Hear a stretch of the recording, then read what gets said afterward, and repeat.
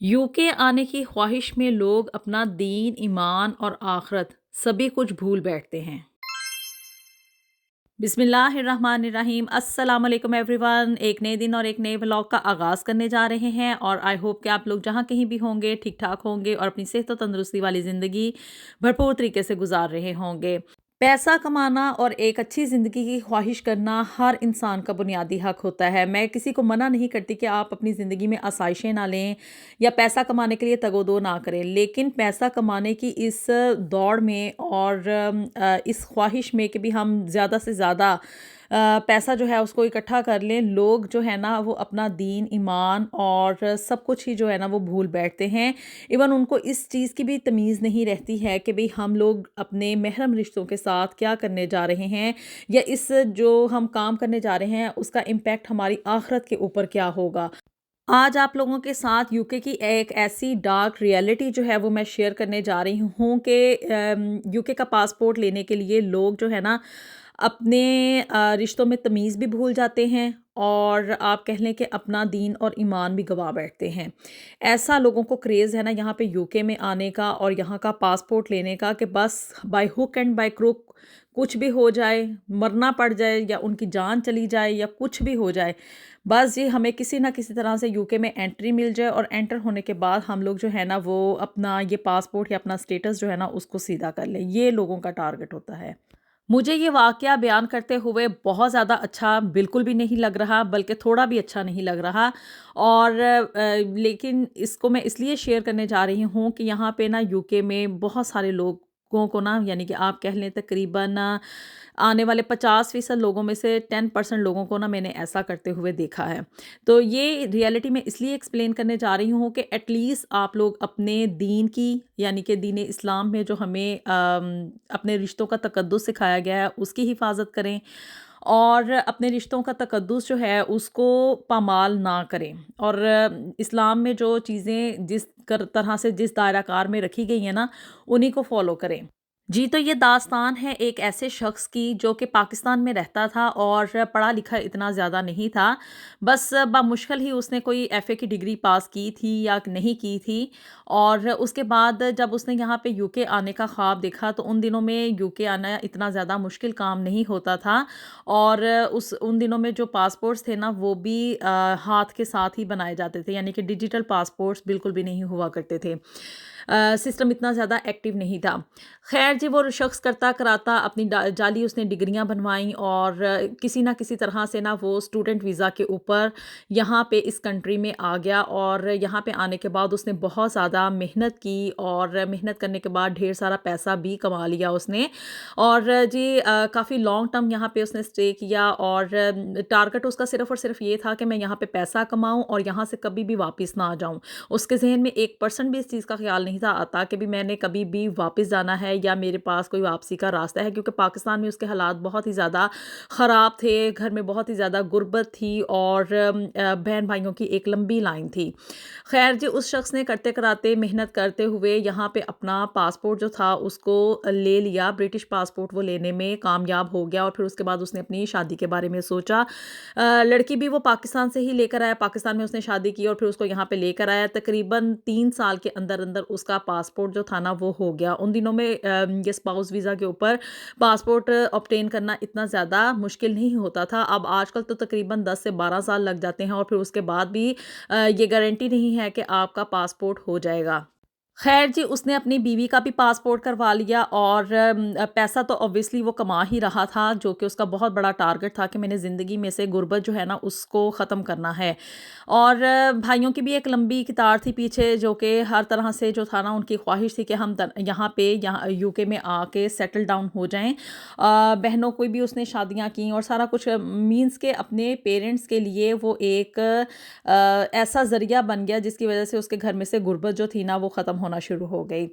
اب اس کا یہ اگلا ٹارگٹ تھا کہ میں اپنے بھائیوں کو یہاں پہ UK میں لے آؤں، تو جی اس نے کیا کیا کہ اپنی ہی وائف کو یہاں پہ پہلے، جو کہ یہاں پہ میرج جو ہے نا وہ رجسٹرڈ ہوتی ہے، اپنی وائف کو اس نے پہلے ڈائیورس کیا اور پھر اس کے بعد اس نے اپنی وائف کی جو پیپر میرج ہے نا اپنے بھائی کے ساتھ کروائی۔ بیوی کو کسی نہ کسی طرح سے یہ کہہ کے اس نے کنونس کر لیا کہ اٹس اونلی پیپر میرج، کہ یہ پیپر میرج ہے، میں تمہیں اوریجنلی ڈائیورس نہیں دے رہا اور صرف پیپرز کی حد تک ہی یہ ہوگا کہ تم میرے وائف بردر کی جو ہے نا وہ وائف بنو گی، اوریجنلی بھی تم میری ہی بیوی ہو۔ اور خیر جی بیوی جو تھی اس نے کسی نہ کسی طرح سے اس چیز کو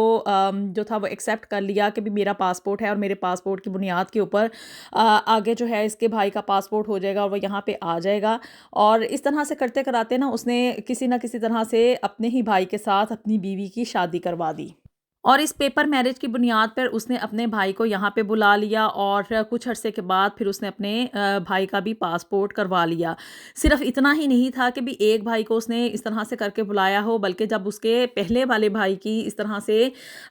پیپر میرج ہو گئی اور اپنی ہی بیوی کے ساتھ اس نے اس کی شادی کروا کے پھر اپنے بھائی کو یہاں پہ لا کے اس کا پاسپورٹ حاصل کر لیا، اسی طرح سے پھر اس نے یہی چکر جو تھا نا وہ اپنے دوسرے بھائی کے ساتھ اپنی بیوی کا دوبارہ سے نکاح کروایا اور اس پیپر میرج کو اس نے دوسرے بھائی کے ساتھ امپلیمنٹ کیا، اور اس طرح سے کرتے کرتے اس نے اپنے ساری کی ساری فیملی کو یہاں پہ بلا لیا، یعنی کہ اس کے پیچھے 4 بھائی تھے اور چاروں کے چاروں بھائی اس نے یہاں پہ اپنی ہی بیوی کے ساتھ اگین اینڈ اگین جو تھا وہ پیپر میرج کر کر کے یہاں پہ بلائے۔ اور اس حد تک یعنی کہ لوگ گر جاتے ہیں اور یہاں پہ آنے کے چکروں میں کہ بھی اپنے رشتوں کا تقدس ہی بھول جاتے ہیں۔ اور اوریجنلی اگر آپ لوگ فتویٰ لیں نا تو آپ لوگوں کو پتہ چلے گا کہ جب ایک شخص بائی پیپر ہی کسی کو ڈائیورس دے دینا تو وہ ڈائیورس ایکچوئل میں واقع ہو جاتی ہے۔ اپنی بیوی کے ساتھ وہ یہاں پہ